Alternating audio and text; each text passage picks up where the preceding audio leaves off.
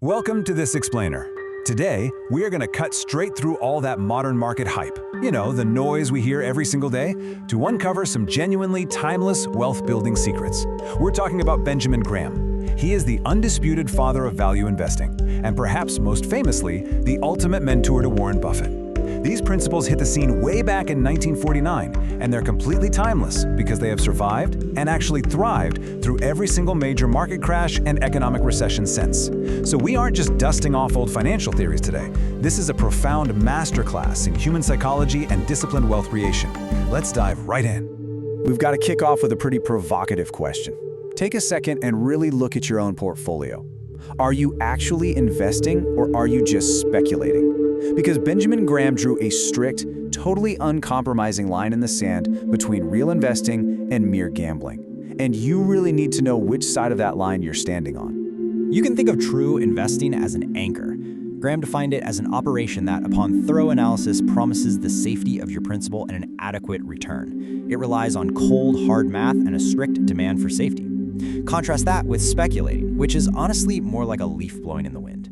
Speculating is just chasing trends. It's relying entirely on market psychology and basically crossing your fingers hoping for quick price moves. If you're buying a stock purely because the price happens to be going up, well, Graham would tell you that you aren't investing at all, you're just at the casino. Section 1. Meet Benjamin Graham and intrinsic value. To really understand Graham's absolute obsession with safety, we have to look at the man himself.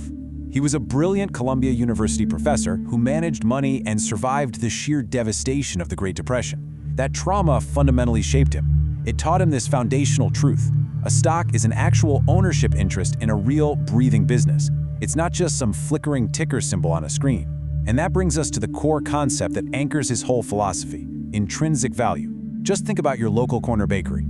Its intrinsic value is based on its ovens, the daily bread sales, the actual cash in the register.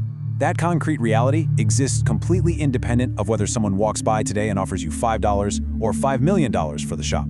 Your job as an investor is to find that true underlying worth, regardless of whatever the fluctuating market price happens to be doing today. Section 2. The Mr. Market allegory.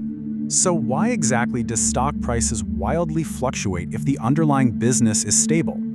To explain this, Graham created this legendary story about your manic-depressive business partner, Mr. Market. Imagine you co-own a business with this guy. Every single day, he knocks on your front door and offers to either buy your share of the business or sell you his.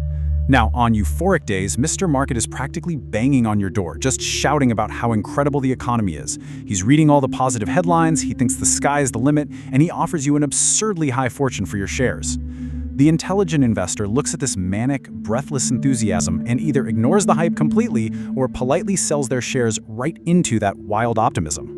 But the mood swings violently.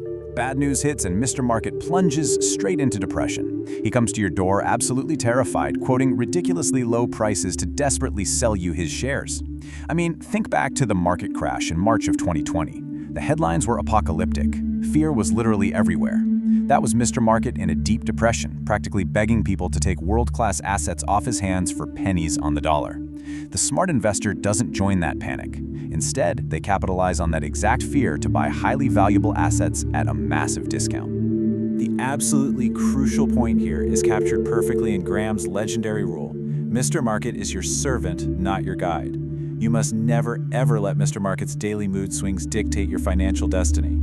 You don't take advice from him, you take advantage of him. You use his irrationality to buy low and sell high based on your own calm, rational calculations of intrinsic value.